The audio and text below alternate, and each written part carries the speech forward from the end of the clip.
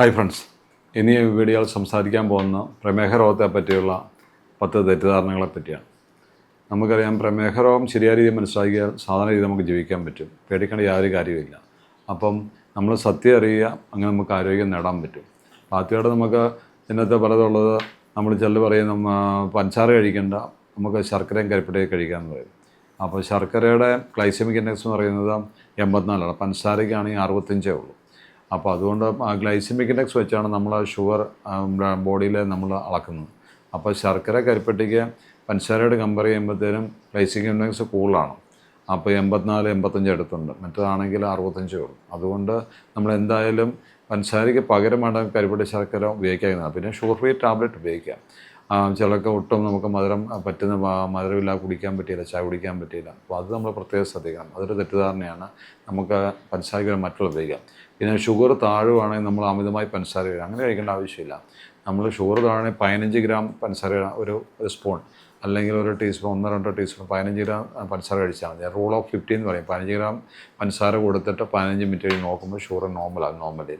അല്ലെങ്കിൽ നമ്മൾ ചെയ്യണമെന്ന് വെച്ച് കഴിഞ്ഞാൽ 2-3 ഗ്ലൂക്കോസ് ബിസ്ക്കറ്റ് കൊടുത്താൽ മതി.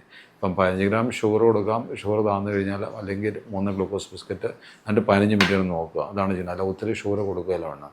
പിന്നെ നമ്മൾ ചോറ് മാറ്റി കപ്പ കഴിക്കാം. ഇപ്പം കപ്പയ്ക്കാണെങ്കിൽ ഗ്ലൈസെമിക് ഇൻഡെക്സ് ഏകദേശം ഒരു 94 അടുത്ത് വരുന്നുണ്ട്. ചോറിനാണെങ്കിൽ ഒരു 75 അടുത്തേ വരുന്നുണ്ട്. അതുകൊണ്ട് നമ്മൾ ചോറ് മാറ്റി കപ്പ കഴിക്കുന്നതിൻ്റെ അർത്ഥമില്ല.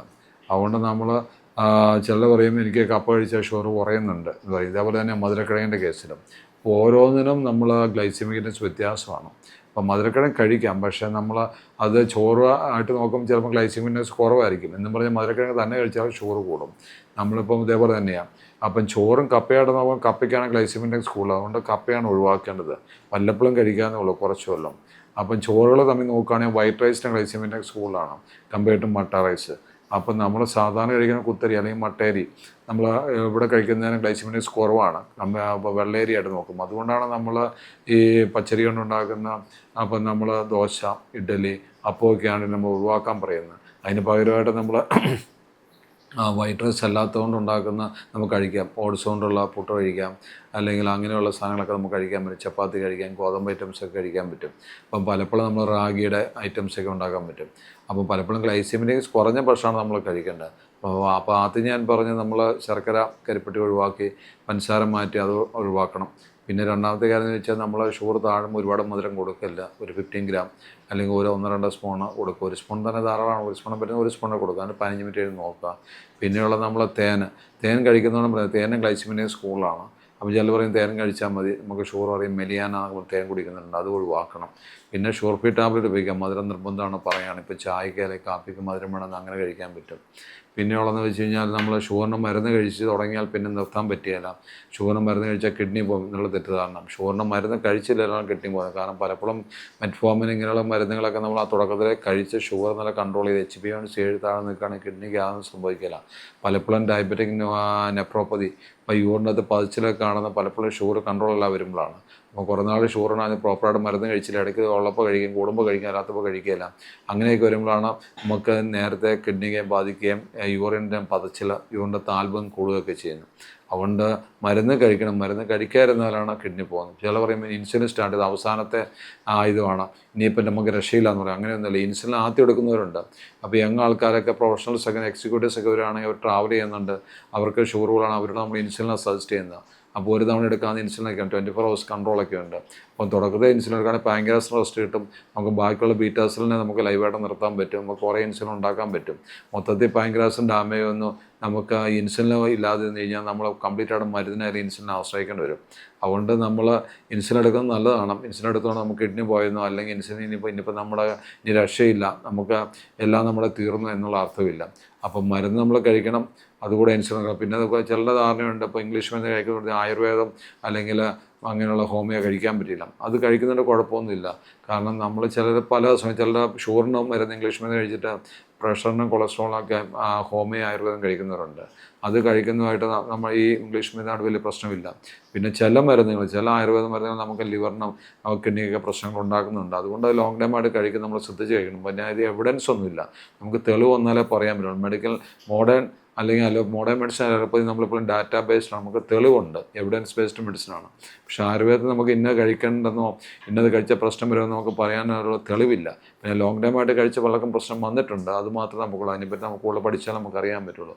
അപ്പോൾ ഷുഗറിന് മരുന്ന് കഴിക്കാതിരുന്നാലാണ് പ്രശ്നം വരുന്നത്. അപ്പോൾ ഷുഗറിന് മരുന്ന് കഴിക്കണം. ചിലർ പറയും നമുക്ക് ഇപ്പം ചക്ക വേവിച്ച് ചക്കപ്പഴത്തിൽ തമ്മിൽ തർക്കമുണ്ട്. ഇപ്പം ചക്ക വേവിച്ചതിന് ഗ്ലൈസിമിക് ഇൻഡെക്സ് കുറവാണ്. ചക്കപ്പഴം അവിടെ നോക്കുമ്പോൾ ചക്കപ്പഴമാണ് 2-3 ചുളയൊക്കെ തിന്നാവുള്ളൂ. അപ്പം ചക്ക വേവിച്ച് കഴിക്കാം. ചക്കക്കുരു അതിലും ഗ്ലൈസിമിക് കുറവാണ്, 35 ഉള്ളൂ. ചക്കയായിട്ട് നോക്കുമ്പോൾ ചക്കയാണെങ്കിൽ 45 50 താഴെയുള്ള ഗ്ലൈസിമിക് ഇൻഡെക്സ്. ചക്കക്കുരാണ് 35 ഉള്ളൂ. എന്നാൽ ചക്ക വരട്ടി വരികയാണെങ്കിൽ 85 വരും ഗ്ലൈസിമിക് ഇൻഡെക്സ്. അതേപോലെ വേരിയേഷൻ. അപ്പം ചക്ക വരട്ടി അല്ലെങ്കിൽ വിളയിച്ച് നമ്മൾ കഴിക്കില്ല. ചക്കപ്പഴമാണെങ്കിൽ 2-3 ചുളയെ കഴിക്കാവുള്ളൂ. അതാണെങ്കിൽ ഒരു 75 ഗ്ലൈസിമിക് ഇൻഡെക്സ് ഉണ്ട്. അതുകൂടെ ചക്ക വേവിച്ചാണെങ്കിൽ 45 ഉള്ളൂ. അപ്പം ചക്കക്കുരുവിനാണെങ്കിൽ 35 ഗ്ലൈസിമിക് ഇൻഡെക്സ് ഉണ്ട്. അപ്പം ചക്കക്കുരു കൊണ്ട് ഓരോ സാധനങ്ങൾ ഉണ്ടാക്കി കഴിക്കാം. നമുക്ക് ഓട്സോ അല്ലെങ്കിൽ ഗോതമ്പോട്ടൊക്കെ മിക്സ് ചെയ്ത്. അപ്പം മൈദ ഒഴിവാക്കുക. നമ്മൾ ഗോതമ്പൊടി കുഴപ്പമില്ല, അപ്പോൾ റവ കുഴപ്പമില്ല, ഓട്സ് കുഴപ്പമില്ല, അല്ലെങ്കിൽ റാഗിയുടെ പൊടി കുഴപ്പമില്ല. ഇതൊക്കെ മിക്സ് ചെയ്ത് നമുക്ക് ചെയ്യാൻ പറ്റും. അപ്പം പലപ്പോഴും തെറ്റിദ്ധാരണകൾ വരുന്ന പലപ്പോഴും ഇതേപോലെ നമ്മൾ ഷുഗറിന് മരുന്ന് കഴിച്ചാൽ കിഡ്നി പോകും, അല്ലെങ്കിൽ കഴിച്ചിട്ട് ഇപ്പം കാലിന് മരപ്പ് വന്നു. കാലിന് മരപ്പ് വരുന്ന പ്രായത്തിൻ്റെ കൊണ്ടാണ്, അപ്പോൾ ഷുഗറിൻ്റെ അല്ല. അപ്പോൾ പ്രായത്തിനെ കൊണ്ട് മരപ്പ് വരുന്നത് വേറെയാണ്. ചിലപ്പോൾ നമ്മൾ ഷുഗറിൻ്റെ ചില മരുന്ന് കഴിച്ച മരപ്പ് വരും. മെറ്റ്ഫോമിൻ കഴിച്ചാൽ ഈ ബി കോംപ്ലക്സിൻ്റെ കുറവ് കാരണം നമുക്ക് ന്യൂറോപ്പതി വരാറ്. അതുകൊണ്ടാണ് ന്യൂറോബൈൻ ഫോട്ടോ നമ്മൾ കൊടുക്കുന്നത്. ഇപ്പം മെറ്റ്ഫോമിൻ ഗുളിയാണ് സ്റ്റാർട്ടിങ് ഗുളി. അത് കഴിക്കുന്നവർക്ക് എല്ലാവർക്കും തന്നെ ന്യൂറോബൈൻ കൊടുക്കാറുണ്ട്. അപ്പോൾ അത് കഴിച്ച് കഴിഞ്ഞാൽ കാലിന് മരപ്പ് എന്ന് പറയുമ്പോൾ കാലിന് മരപ്പ് എന്ന ഇയർലി സൈൻ ഓഫ് ഡയബറ്റിക് ന്യൂറോപ്പതിയാണ്. അപ്പോൾ അത് നമ്മൾ ഡോക്ടറെ കണ്ട് മരുന്ന് കഴിക്കണം, കാലിന് പ്രത്യേക കെയർ കൊടുക്കണം, MCR ചെപ്പിലിടണം. അതുകൂടാതെ പ്രായത്തിനെ നമ്മൾ എടുക്കില്ല. പിന്നെ കണ്ണിന് മോഡൽ വരുന്നത്, കണ്ണിന് മോഡൽ വരുന്നത് നമുക്ക് പ്രായത്തിൻ്റെ കൊണ്ട് തിമിരം വരാം. പക്ഷേ ഡയബറ്റിക്കാർക്ക് ഇയർലി കാറ്ററാക്ട് വരും, നേരത്തെ വരാം. 60-70 വരും, ചിലപ്പോൾ 40-50 വരാം. അതുകൊണ്ട് ഡോക്ടറെ കാണും. ഇയർലി ഐ ചെക്കപ്പ് ഉണ്ട്. കണ്ണിൻ്റെ ഞരമ്പ് നോക്കണം, കണ്ണിൻ്റെ ലെൻസ് നോക്കണം, നമുക്ക് ഗ്ലോക്കോമ ഉണ്ടോ എന്ന് നോക്കണം. അപ്പം ഷുഗർ കൺട്രോൾ ചെയ്യുക എന്നുള്ള ഏറ്റവും പ്രധാനം. അപ്പം നമ്മൾ പ്രോപ്പറായിട്ട് മരുന്ന് കഴിക്കുക, പ്രോപ്പറായിട്ട് ചെക്കപ്പ് ചെയ്യുക, A1C കൺട്രോൾ ചെയ്യുക, ഇൻസുലിൻ എടുക്കണമെങ്കിൽ ഇൻസുലിൻ എടുക്കുക, ഷുഗർ ഇടയ്ക്ക് ചെക്കപ്പ് ചെയ്യുക. അങ്ങനെ പ്രോപ്പറായിട്ട് നമ്മൾ പോവുകയാണെങ്കിൽ നമുക്ക് ഈ തെറ്റിദ്ധാരണകളൊക്കെ മാറി നമുക്ക് നല്ല ആരോഗ്യത്തോടെ ജീവിക്കാൻ നമുക്ക് സാധിക്കും. Thank you.